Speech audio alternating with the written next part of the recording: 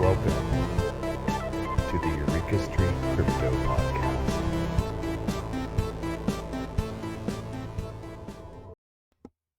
Good morning, everybody. I'm Eureka John, and you're at Eureka Street Crypto, broadcasting live from Leander, Texas. It is 5:48 in the morning. I'm going to try to make this a short broadcast this morning because I got to get on out the door and get to work. But yeah, it's January 28th. This is episode number 399. And I took a break yesterday from broadcasting because I was working on some other podcast stuff. But tomorrow will be episode 400. 399 is just as cool. Today's my dad's birthday, so happy birthday, Dad. And, he has been around for a while, and he's the cat that always lands on his feet, for sure. That's he's been running his own businesses for shoot, as long as I can remember. Yeah. And he's taken a lot of risks and taken a lot of falls and always gotten back up and created new successes and new days out of every single business that he's created. And yeah, it's been real inspiring. I interviewed Vlad Costea, and I have his Bitcoin Takeover magazine right here that he sent me all the way from Romania. And my dad happened to, in the 80s and 90s, hire a bunch of Romanians fleeing from the Ceausescu regime, the communist regime back in Romania. And that's real inspiring. My parents adopted 6 kids. They have a big heart, and then anytime that they've taken a risk and received some success from that risk, they take the fruits of that success and just want to give it away to everybody else around them and to try to help others succeed. So that's really cool. And that's something that, I would like to try to emulate throughout my life as well, is to be able to share the fruits of any success that I get. So that's really rad. I hear all types of stories about, about the people from Romania that I grew up working in the machine shop with and stuff like that. They were hard workers. They really wanted to do a good job. And I remember the day, I believe it was like 1988 or 89, when the Ceausescu regime fell and the communist regime fell in Romania. They all just put down their tools and stopped working and celebrated and hung out and were cheering in the shop. And, I didn't know what was going on because I didn't know what communism was at the time. And, I did just these people with funny names working in the shop, my dad just, I was hearing stories about like, their mothers coming over from communist Romania and then going into an American grocery store and crying because there's so much food available and they just never seen anything like that in their life. So yeah, count your blessings and what you have every single day. And my parents certainly did that. And like I said, they took a lot of risks and they've taken a lot of hard falls. But like my dad's the cat that always lands on his feet and always gets back up and tries again and then succeeds again. So that's kind of what I tried to do here, and so what I'm doing here with this station is, I was going out on a limb and just trying and learning how to broadcast publicly and learning about crypto and blockchain publicly and just trying to do my best to accurately talk about stuff every single day, but willing to make mistakes, willing to be shot down for it. And if you don't try, you'll never know, and you'll always learn something, and just like working out, you never, after you work out, say, man, that was a really bad idea. Like you always feel better. So anyway, enough of the moral preaching for this morning. I just, wanted to say happy birthday to my dad. That's it. Anyway, so let's take a look at the crypto markets. Still in a bad position. Let's see here. Whatever. It is what it is. Like I am literally in it for the tech. And this episode here where I'm going to talk about Celestia for a little bit will prove that. Like I follow price, sure. Ethereum's down to 2,392.63. Bitcoin is not that bad, I guess. 36,471. I can just imagine people getting liquidated at 2,400 and 2,500 for Ethereum. Yeah, cascading effects all around. It's going to shake out, the degens and the gamblers and stuff like that. I'm a little bit of a degen. I have some stuff leveraged, but nothing like with some, crazy liquidation levels. It would have to be like really worthless to get liquidated for the stuff that I have leveraged. So anyway, tethers. The stable coins have managed to maintain a peg. At $1. There was a couple days there where it was getting to like 98 and 97. I think I even saw 96 cents on one of them of the stable coins. But it really tested out the pegs of the stable coins. When you have rapid drops, stable coins are always adjusting and fluctuating to try to maintain a peg to $1. And yeah. So anyway, Binance Coin 381.72, Cardano $2, XRP 59 cents, Solana 88.11, Terra 49.52, Polkadot 17.64, the Doge 13 cents, almost 14 cents, Avalanche 62.57. If you believe in this technology and you believe in Web3 technology and you believe a lot of these projects have a future beyond what's going on in this shakeout here, the dot-com bubble had a shakeout at the beginning when the dot-com bubble burst, and there was a lot of stuff that was just shaken out and went to trash. And then same thing with the ICO boom in 2017. In crypto, you had all these white papers and these vaporware and all these projects and these tokens that were coming out and these fundraisers for it. And, most of those projects are not really in the top rankings today, if at all, so maybe some of the same stuff is happening right now again. Maybe this isn't just like a little dip. Maybe this is a severe correction, a shakeout of the industry. I don't know. But either way, the technology is still advancing. And right now, developers have their heads down, really working hard. And that's what a lot of people do whenever they take a hard hit and a hard fall. As I said in the beginning of this episode here, is they put their head down and they get back to work, and they're like, okay, you can't sit around and rest on your laurels too long and the fruits of your success. You got to keep chugging at it. So let me go to one of the main topics I wanted to talk about today. I'm going to get a little technical, so you'll have to excuse me. And I have this article pulled up, and I had all these amazing highlights. So for some reason, the highlights aren't showing up on my screen. But let me go over here to the old tweeter.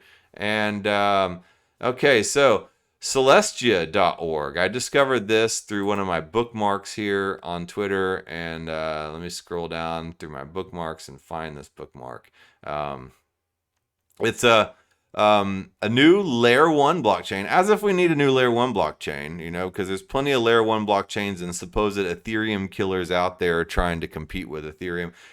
But this doesn't seem to really be approaching it in the same way as a lot of these other layer 1 blockchains that I've seen. These supposed Ethereum killers. I bookmark a lot of stuff, as you can tell. But here, Celestia.org is building one of the most important projects in crypto, which will be central in a modular world. I tried to capture that here in a comprehensive form for people to learn about incredible upcoming launch. Okay, so this intrigues me because I've been talking a lot lately about modular versus monolithic blockchains. Ryan Sean Adams and David Hoffman from Bankless talk a lot about it. This whole entire renaming of Ethereum 1.0 and 2.0 to consensus and execution layers.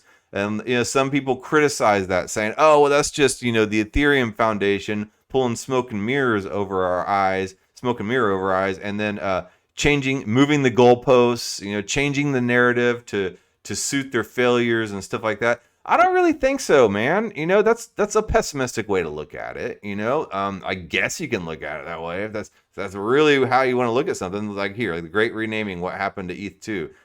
It's on the Ethereum blog.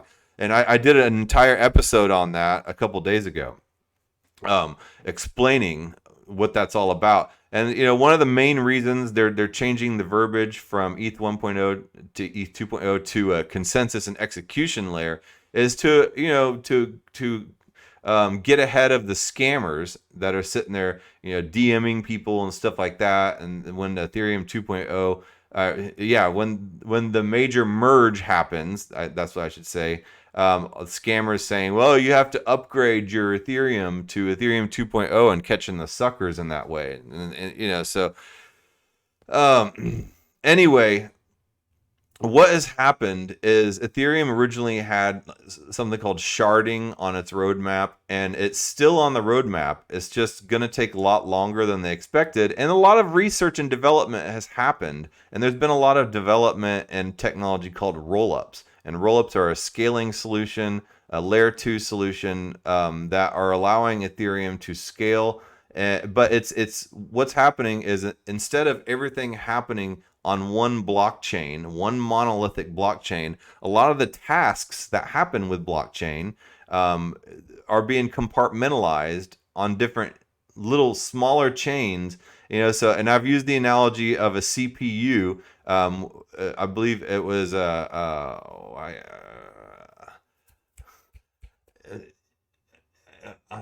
International Business Machines, IBM. International. I remembered International Business Machines, but I couldn't remember the acronym IBM. Okay. Anyway, IBM Intel had been making these chips, for a long time, and it was Moore's law. The transistors grow exponentially, but the cost of building the technology lowers. So there's this kind of infinite growth and scalability that can happen there. Well, what happens when Moore's law fails? You can only fold a piece of paper so many times before you can't fold it anymore. And that was starting to happen on CPUs and computer chips, right? Okay, so then AMD comes along and says, you know what? We're going to split up some of these tasks that these motherboards have, that these computer CPU chips have, and we're going to modulate them. We're going to put one central traffic controller chip with all these other chips, say 4 or 5 chips around it, that do a lot of the different tasks. And then that way it can scale up easier. And they did that extremely successfully. And blockchains are kind of going through the same thing right now, where they have these different tasks, data availability, consensus, and execution, and stuff like that, that have previously been done on one blockchain. Well, they're splitting it up into different tasks, and that is what has happened to the Ethereum roadmap. It's roll-ups and stuff like that are bringing out this new idea of a modular blockchain instead of a monolithic one, because Ethereum was originally designed with a roadmap of having a monolithic blockchain. Now they're switching the game up, and it's organically becoming a modular blockchain, and that's why they want to avoid the use of Ethereum 1.0 and Ethereum 2.0. Rather, they're keeping a lot of the aspects of the original Ethereum, and then they're breaking it up into different modules. So let's go to this article here. Celestia. This is a great article too, and I honestly don't know much about Celestia. Here's their website right here, celestia.org. It's in testnet right now. It's another layer 1 blockchain, but like I said, it's from the ground up. It's a modular blockchain. So here's a traditional monolithic architecture blockchain right here. You have, hold on, let me get this graphic a little more viewable for my viewing audience. For the audio audience, sorry about this little delay, but I just wanted to make it viewable. But it just basically shows 2 pictures. It shows the traditional monolithic architecture, and it shows like a city, and then on the very base layer of that city is the consensus and execution layer. And that's what Ethereum, Ethereum 1.0, sorry, I'm going to use the terminology, is right now. It's what Bitcoin is. It's what all layer 1 blockchains are. Cardano, Avalanche. They have the consensus and execution layer on the bottom, with smart contracts sitting on the top as the buildings and city streets. And the consensus and execution layer are the plumbing, the foundation, the sewer, and all that other stuff. So what Celestia is doing here is they're enabling modular architecture. So Celestia itself is the consensus layer, and then things like rollups separate from the consensus layer for Celestia, and they're being stacked on top, and then smart contracts on top of the execution layers. So let me go to this article here. And the thing is the reason why I wanted to look at this article, because not only does it talk about Celestia, which I didn't know anything about, and I can't vouch for Celestia or anything like that. Not that I could really vouch for much, because I'm not exactly an authority in this space, but I'm feeling it out as I go along. Anyway, Celestia. Enough of the apologies. Okay, Celestia is a new blockchain that's coming out, but it's not necessarily the new layer 1 blockchain that I really wanted to look at and some new amazing blockchain. It's the fact that they have summarized, or not really summarized. This is a really long article and add all these highlights in here, but they've managed to recreate the problem and explain the problem and solution in an amazing way in this article. And I'm going to link this article in the video description, and I would highly recommend you read through this, or at least skim through it. And I had all these amazing highlights in here, so I'm going to have to try to wing it without my highlights. I don't know what happened to them. But okay, so here I'm going to read a little bit at the top. So unless you've been living under a rock lately, you're likely to read about the evolution from monolithic to modular designs that a number of blockchains are working on. What you may not have heard about is Celestia, formerly known as Lazy Ledger. No, never heard of Lazy Ledger or Celestia. The first blockchain designed with a modular architecture in mind. Celestia is one of the most exciting projects in the entire crypto space, yada yada, and its upcoming mainnet launch could be a landmark in reshaping the construction of blockchains as we know them today. So, as we know, Ethereum team has introduced this idea of modularity into the blockchain world versus monolithic. And Celestia here is saying, wait, hold on a second. We know Ethereum's doing this, but we've been doing this well before Ethereum, and we've been trying to design this for quite a while now. So Celestia is a layer 1 proof of stake blockchain which provides a pluggable data availability and consensus layer. It orders data and makes it available, but it does not execute transactions. So there's no transaction execution happening on this layer 1 blockchain here. Celestia is optimized as a shared security layer for specialized execution environments such as rollups to live on top of. So you would have Arbitrum, ZK rollups, or whatever, living on top of this data availability layer and consensus layer. So while Celestia will support all flavors of rollups, it is initially focused on the Ethereum virtual machine and Cosmos SDK software development kit. Celestia itself is built on top of the Cosmos SDK and uses Tendermint as its consensus engine. And Cosmos is like the blockchain of blockchains. It's a blockchain builder. It's blockchain 3.0. You have Bitcoin as blockchain 1.0, maybe Ethereum with smart contract capability as blockchain 2.0. Well, Cosmos itself is, I believe, it's blockchain 3.0. It's a blockchain that helps you build new blockchains. So that's kind of what Cosmos SDK and Tendermint are. From what I understand, correct me if I'm wrong. Okay, so they have their team: Mustafa Al-Bassam, Ismail Kofi, John Adler, and Nick White. All right, I don't know any of those people, but okay. All right. Anyway, Polinia. I've been reading some of Polinia's posts and blog posts on here. I would highly recommend following Polinia and this Coas. I'm going to follow Coas here. And anyway, this topic has been covered by modular versus monolithic blockchain designs, and they go and distinguish the difference. The topic has been covered in depth by a number of great researchers. Specifically, Polinia has a number of posts, so I'll keep it brief here. Fundamentally, when you break down blockchains to the core components, they do three things: execution, consensus and settlement, and then data availability. So those are those multiple different tasks that happen during blockchain transactions. So it's not just miners mining a block and adding a block and a transaction and consensus.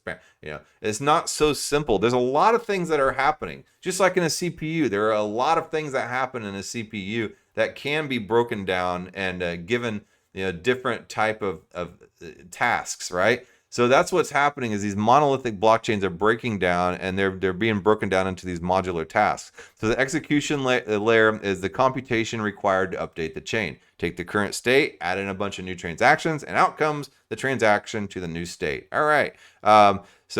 Consensus and settlement, this is the other layer, provides security and agreement regarding the transactions in their order. So basically, like all these nodes sitting around saying, you get 4? Did you get 4? Did you get 4? Did you get 4? And they're all checking to make sure that everybody got 4 as their answer. Okay, great. All right. And then data availability, you need to make sure that the transaction data behind the block headers has been published and made available so that anyone can readily compute and check state transitions. So you have to have a place to store the data, because that's what data is. Blockchains are, they're places to store data, and you have to make it available in order to check and double check transactions in case there's any problems that arise, in case anybody's trying to double spend or do a 51% attack. You need to be able to have that data right there available to be able to be like, okay, I did not get 4 for my answer. I got 6. So let's go back to the data and let's check it. And that data is available right here.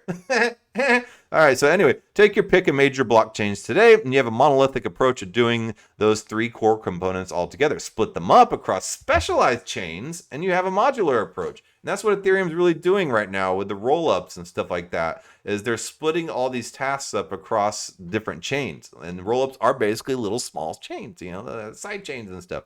So a modular design is the well-documented, that sits there and validates, all the transactions that it does on the side, and then it validates it using Ethereum security. All right, split them up across specialized chains, and you have a modular approach. A modular design is a well-documented approach for Ethereum's current scaling roadmap, but it's also what the Celestia team has been working on for several years now. So, Celestia has been ahead of the game, and then they're suddenly seeing Ethereum coming out with, this whole idea of, they're like, hey, wait a second. So anyway, Celestia flips the current model on its head by decoupling execution from data availability and consensus. Leave the execution to specialized environments like rollups. Those rollups can then turn around, post their arbitrary data to Celestia, and rely on it for data availability and consensus. So you have here, the data availability and consensus, the data availability layer as the base layer, the plumbing, the foundation. And then the execution layer is sitting on top of it, and that's left to specialized environments like the rollups, and it can be Celestia rollups, or it can be Ethereum rollups, like Arbitrum or zk Sync or whatever. It can be whatever other type of rollup, or it can be the homegrown Celestia rollup, right? And I'll get into that here in a little bit. Block space is one of the most in-demand commodities in the world right now, and legacy blockchains such as Ethereum are scaling at their scaling breaking points. The core of the issue comes down to how monolithic blockchains process transactions. Currently, for a consensus node to validate a new block, you have to check that the block has consensus. And like I said, all the blocks sitting there trying to communicate with each other. Do you have 4 for your answer? Yes. But the more secure a blockchain is, the more nodes you have. But the problem is that's hard to scale, because the more nodes you have, the longer it takes for all these nodes to come into agreement, and then it slows it down. So how can you speed that up? And with the blockchain space becoming more in demand, and blockchain becoming more in demand in general, you have to scale that up. And a lot of people have suggested that new blockchains, but there's not very many. And I've pointed out in a previous episodes, like for instance, Harmony has 278 nodes. I think Solana has like 1,400 nodes. Bitcoin has 14,000 nodes. Ethereum has like 5,000, I don't know. I can't remember. But But anyway, the problem is Bitcoin and Ethereum are having trouble scaling, and they're slow because they have a ton of nodes, but they're highly secure. So how do you do this? Well, they've been doing rollups and side chains and stuff like that in order to get a lot of that stuff done. But it's creating these little choke points and these centralization points and stuff like that. So these modular blockchains are coming out, and Celestia is proposing creating this data availability layer separate, and that being the data availability layer, the blockchain layer 1 that they're proposing. So nodes must also download and execute all transactions to make sure the block is valid in a computationally demanding process. However, doing all this does not scale effectively. Celestia nodes are different. They don't worry about execution at all. So there's no execution happening in Celestia. Nodes in Celestia only need to check that the data behind the transactions has been published. And they don't even need to care if it's correct or not. And obviously you want it to be correct, but there's fraud proofs that will help make sure that that's correct. But Celestia doesn't even care about that. They just want to know that it has passed through the fraud proof portion, and that the data is there. And that it's been published. So Celestia simply orders transactions and verifies that the data being published has been made available, which is a far more scalable task. So the data availability problem. To properly analyze Celestia, we must first understand that the data availability problem blockchains face and why it's so important. The heart of the problem is how nodes can be sure that when a new block has been produced, was all the data behind that block published to the network. Without the data, users would be unable to detect if there were invalid transactions included in the block. Then it goes into how blockchain nodes work. They go into full nodes, which are super secure. They download the entire blockchain to your full node. And if you've ever tried to run a full node on your computer, you'll know it takes a long time. And a lot of times, if your computer is lagging, if you don't have a strong enough computer, enough storage, it's just real frustrating to do. I tried to run a full Monero node on my computer, and it was just kind of a bitch, honestly. So I just gave up the task. But anyway, full nodes, download and verify all those transactions. It's resource intensive. So there's light clients as well. Light clients are non-fully validating nodes, and they're easier to run, but they're not as secure. So they're susceptible to 51% attacks because they don't store all the blockchain information. So the data availability is not really there. So they have to rely on full nodes for the data availability. What Celestia has done is they've made it available on these light clients and using these fraud proofs. You could run a Celestia node on a light client on a mobile phone for Celestia. And I can't really get into the specific details on how it does it because I'm almost out of time here. But Celestia, by separating the layers, the data availability and the execution and consensus and the smart contract layers and stuff like that, they're able to really lighten up the node work, and so here's Mustafa Al-Bassami says, running a Celestia node data availability sampling light client on an Android phone, the first data availability sampling light client running on a mobile phone in the world. So what they do is they don't they take probability samples of for their fraud proofs, and from there they're able to determine if the data there has been done and if it's secure and if it's correct and everything like that. Like I said, this article does a very good job of laying it all out there. I just don't have time to sit here and talk about it, and I don't want to bore you to death. But read this article. So using data availability sampling allows light clients to verify that all the data in the block actually is available to be downloaded. So it's saying, is that data there? Okay, it's there. It's available. We know that. That's all we need to know. Okay, and therefore fully validating nodes will be able to generate fraud proofs in the event of any invalid transactions. Combining these techniques, we are able to rely on far weaker security assumptions. So a little recap. Full nodes, still the most secure scenario. They can't be tricked. Standard light clients, because they do not validate blocks, they assume the majority consensus is honest, and that's optimism for you, the optimistic roll-ups and stuff like that. They assume the majority consensus is honest. And then light clients plus fraud proofs, we can now replace, so this is what Celestia is doing, light clients and fraud proofs. They can replace the honest majority assumption of optimism for state validity with a much weaker honest minority assumption. You now need just a minimum number of light clients making enough sample requests such that together they can reconstruct the entire block. So yeah, they prove that the data is there, that it's been validated, and they can do it with a light client. So you don't have to download the entire damn blockchain to a full node.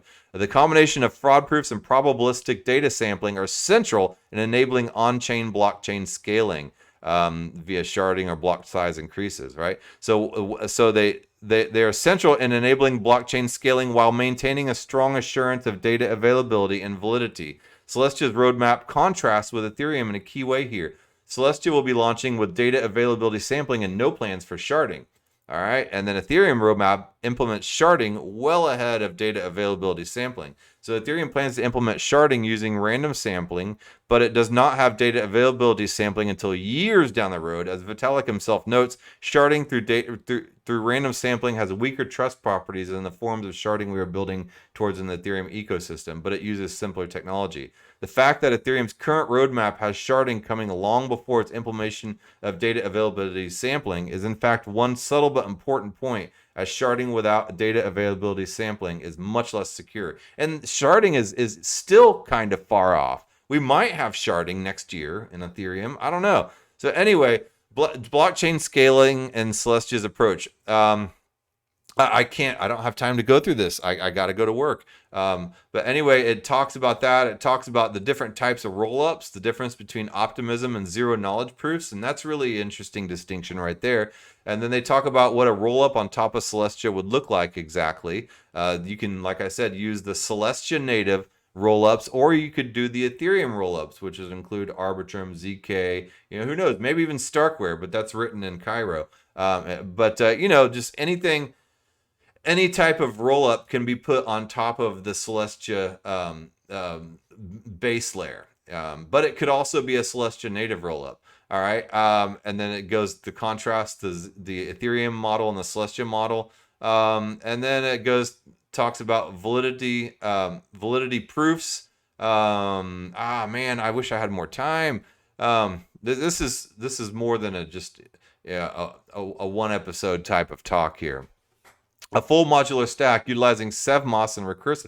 So they're building out SevMoss, which is Celestia, Ethereum Virtual Machine OS, and Cosmos OS, and an incredibly exciting full modular stack built for hosting Ethereum Virtual Machine-based rollups. And they show a little diagram of that here. So the rollup layer can be what's called this EVMOS layer, which is Celestia, Ethereum, and Cosmos all rolled up in one, and able to handle all those different types of rollups, and then have your smart contracts and your dApps sitting on top of it. So, like I said, I'm not in it. I don't care about these dips. You go over here to CoinGecko and you look at these dips, and I'm just like, okay, great. Sucks. For now. I mean, I don't have anything that I can't lose, I guess, but I don't plan on pulling out any of my crypto right away anyway. So all this stuff is going to come back. I believe that the projects that I've put into are all doing very well and developing. I have Bitcoin, Ethereum, Chainlink, Theta. I think all four of those will be doing very well. And then, of course, I've invested in a bunch of other little smaller projects. Those might fly away and shed off, but, I don't know.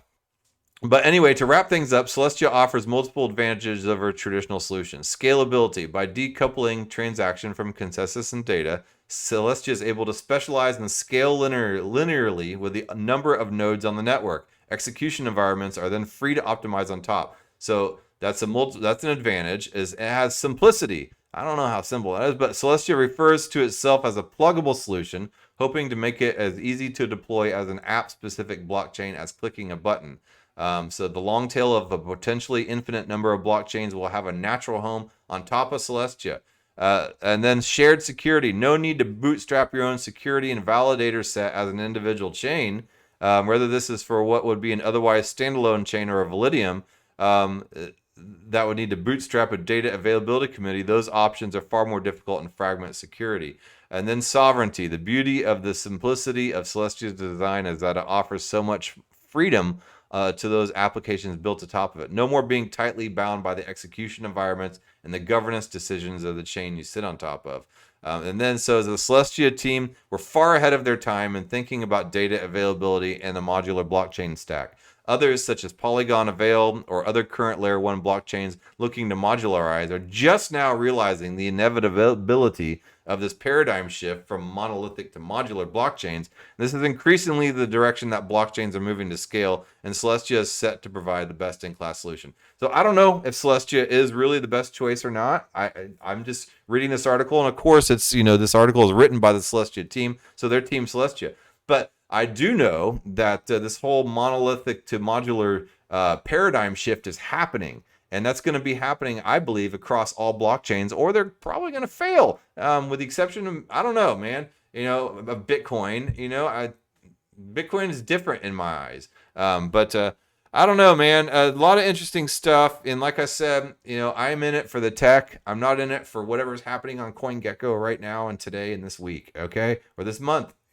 It's not important. What's important to me is all this stuff that they're laying out in this article, and all this important these important concepts, and the way that the technology is moving and the stuff that's happening right now, because there is a lot of amazing stuff happening under the hood. that people don't get, and they just look at, Ethereum saying we can't use Ethereum 1.0 and 2.0 anymore as just an attempt to throw shade, and to stall, and to move the goalpost, and to manipulate people. And I would hate to sit there and live in your head, in your world, that you think that everybody's out to get you, and that there's that everybody's out to just manipulate and scam everybody. It's not the case, man. Like, these people in this stuff are working hard. These devs and these programmers and these people building this stuff, these builders, they're humans too.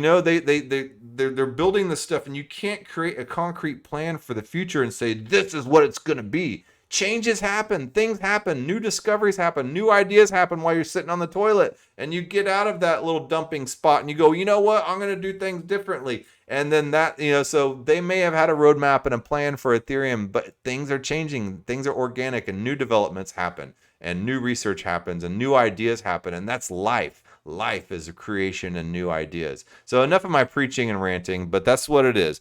All right, man. Okay, I got to go to work. I got to get this show on the road.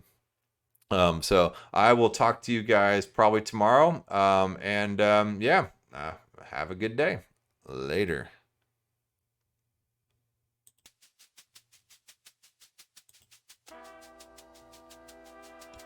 Thank you for making it to the end of this program. If you actually like this content, give a thumbs up. And if you want to hear more, just hit the subscribe button. I'm available on YouTube, Odyssey, and BitChute, and on all the major podcasting platforms in audio version. Spotify specifically. If you would like to follow and leave a review, that would help a lot. I am also available on Twitter at EurekaJohn1. That's EUREKA John, JOHN, and the number 1. My DMs are always open. Feel free to shoot me a message. Thanks again.